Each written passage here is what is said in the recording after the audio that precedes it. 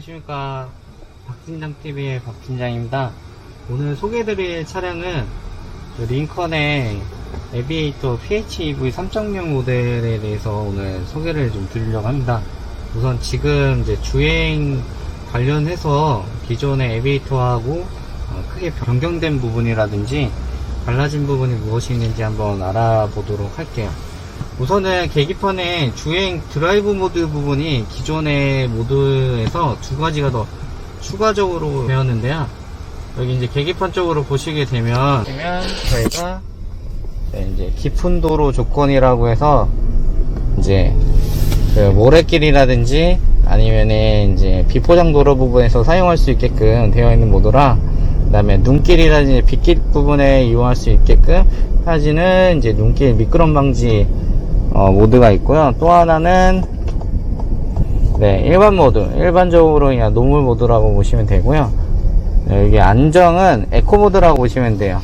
그러니까 RPM 상승 부분을 이제 최소화해서 그 연료 분사 부분을 최소화해 가지고 연비 효율성 부분을 극대로 끌어올릴 수 있는 그런 모드라고 보시면 되고요.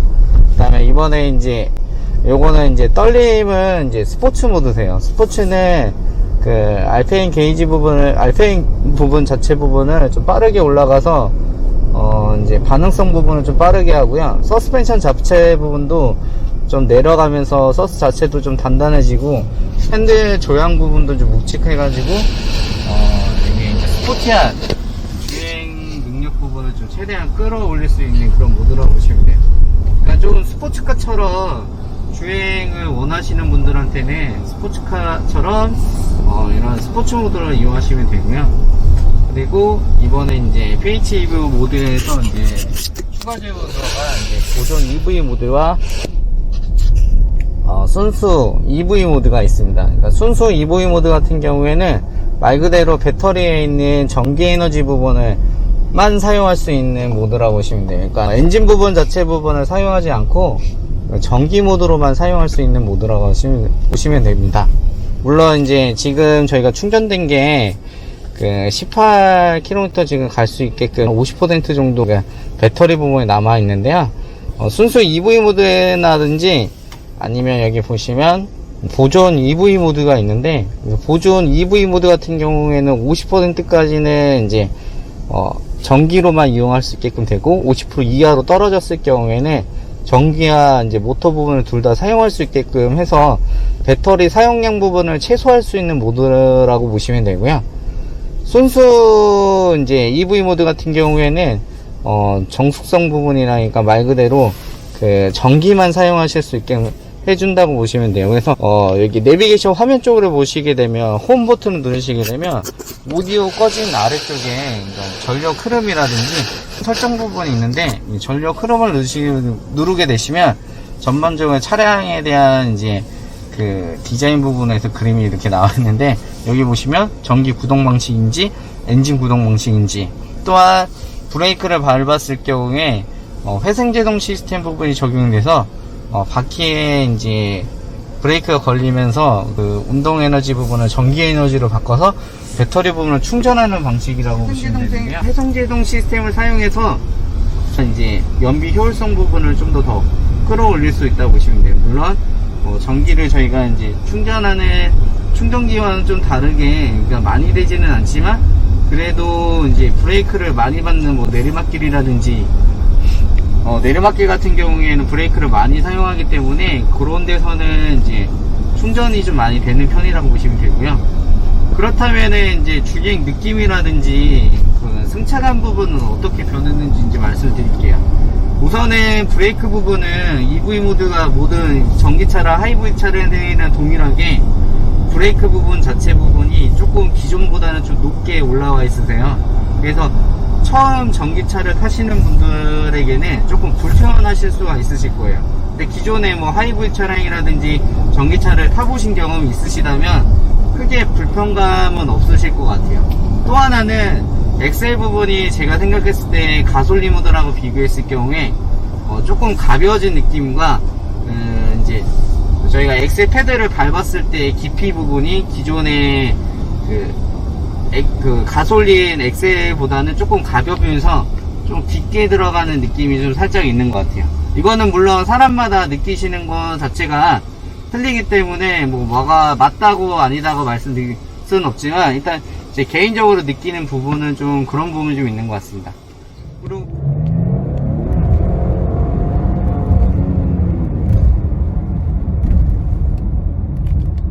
브레이크 부분은 저속 구간에서는 정말 잘 들어요. 저속 구간이라고 하면은 80km 미만에서는 뭐 밀리거나 그런 부분은 좀 없고요. 이제 고속 구간에서는 한 100km에서 넘었을 때 그 브레이크 밟았을 경우에는 살짝 조금 밀리는 느낌이 살짝 있긴 한데, 이것도 물론 사람마다 느끼시는 차이는 좀 다를 거라고 생각합니다. 저는 그래서 그런 거는 이제 참고해서 봐주시면 될 것 같아요. 저 이제 PHEV가 가장 큰 메리트 부분이 있다고 생각하는 건 정수성입니다. 기존에 저희가 에베이트 같은 경우에는 약간 스포티한 이제 주행 성능 때문에 엔진 사운드 자체가 조금 스포티한 경향 부분이 있었는데, 이번에 PHEV 같은 경우는 확실히 등급 차종 대비했을 경우에 정말 조용한 정숙성 부분을 가지고 있는데요. 이런 부분에서는 확실히 칭찬해주고 싶습니다. 특히 엔진 구동 부분에서도 되게 정숙성 부분이 상당히 조용해요. 기존에 바깥에서 들리는 엔진 소리랑 안에서 들리는 엔진 소리 자체 부분을 비교하더라도 확실히 정숙성 부분에서는 기존의 가솔린 모델보다는 확실히 조용하다고 느끼는 부분이 좀 많이 느끼는 것 같습니다. 그리고 EV 모드로 했을 경우에 차량들 자체가 좀 잘 안 나가지 않을까라고 생각하시는 분들도 있긴 한데요. 생각 외로 나가는 힘 자체 부분은 되게 부드럽게 잘 나간다고 보시면 될 것 같아요. 기존의 국산차들 이제 전기 차량 같은 경우에는 엑셀을 이제 막 꾹 밟아야지만 이렇게 나갔었는데, 저희 PHEV 모델 같은 경우에는 에베이터는 살짝만 밟으셔도 충분히 가속감 부분은 잘 나가는데, 한 이제 탄력을 받기 직전 부분 이제 속도를 갑자기 올려야 되는 경우에는 엑셀 부분에 조금 좀 깊게 밟는 경향이 살짝 좀 있는 것 같아요. 이 EV 모드에서 이제 일반 모드로 변경하시게 되면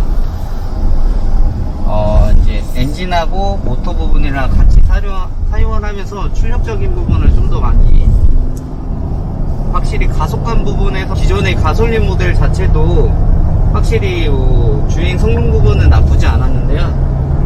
저는 이버게이터 PHEV 같은 경우에는 가속감 부분은 조금 더 부드럽고 잘 나간다는 느낌이 있는 것 같아요. 그리고 자체적으로 이제 모터라든지 이제 배터리 부분이 이제 추가되면서 한 300km 정도 부분이 이제 공차 중량 부분이 늘었는데요. 그런 거 대비했을 때 공차 중량이 늘었다는 느낌은 크게 많이 있지는 않았는데, 좀 무거워진 느낌은 살짝 있는 것 같아요. 주행했을 경우에 좀 묵직한 느낌은 이제 전 가솔린 모드라고 비교했을 경우에 조금 묵직한 느낌은 살짝 있긴 한데, 주행감 자체 부분은 오히려 더 안정감이 있어갖고 좀 더 좋은 것 같아요.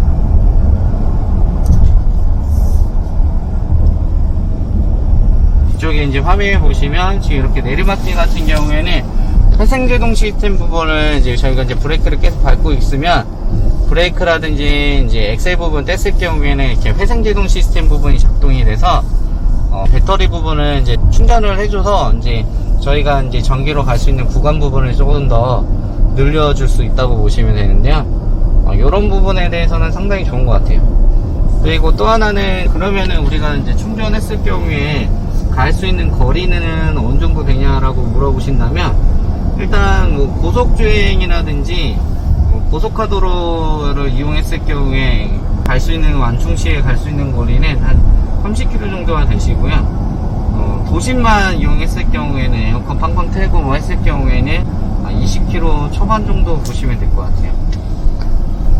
그래서 PHEV 같은 경우에는 도심적으로 많이 돌아다니시면서 이 충전시설 부분이 좀 많은 지역 부분을 다니시는 분들한테는 이동 시에 이제 전기 모드로 사용하시다가 이제 뭐 볼일 보고 하실 때는 뭐 충전기에 몰려 놓으셨다가 또 이제 다시 또 이렇게 이용하시면 되기 때문에, 그런 분들은 이 차량이 확실히 메리트가 있다고 생각이 됩니다. 좀 이제 다소 아쉬운 부분이 있다면은 이제 정보 지원 부분이 지원이 되지 않은 부분이 조금 아쉽긴 하지만, 그래도 저는 이번 그 에비에이터 PHEV는 확실히 메리트가 있는 것 같아요. 사람마다 느끼시는 거는 차이가 있긴 하겠지만은 저 개인적으로는 좀 별로일까봐 좀 생각을 했었는데 생각 외로 나쁘지 않은 것 같아요. 이거 지금 구매를 하시려고 생각하시는 분들이 많이 있으실 것 같은데요.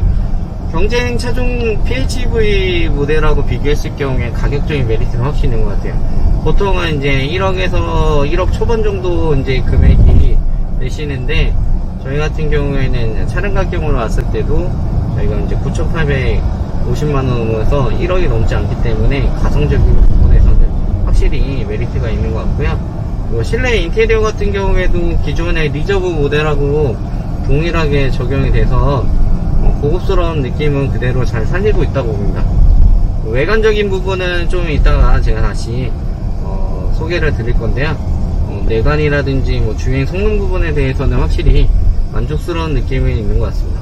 저는 좀 PHEV라고 해서 좀 나오게 되면 그냥 가격만 높고 메리트 부분이 크게 없을 거라고 생각을 했는데, 생각외로 주행을 해보면 PHEV들을 찾으시는 분들이 왜 찾으시는지 좀 알 것 같아요.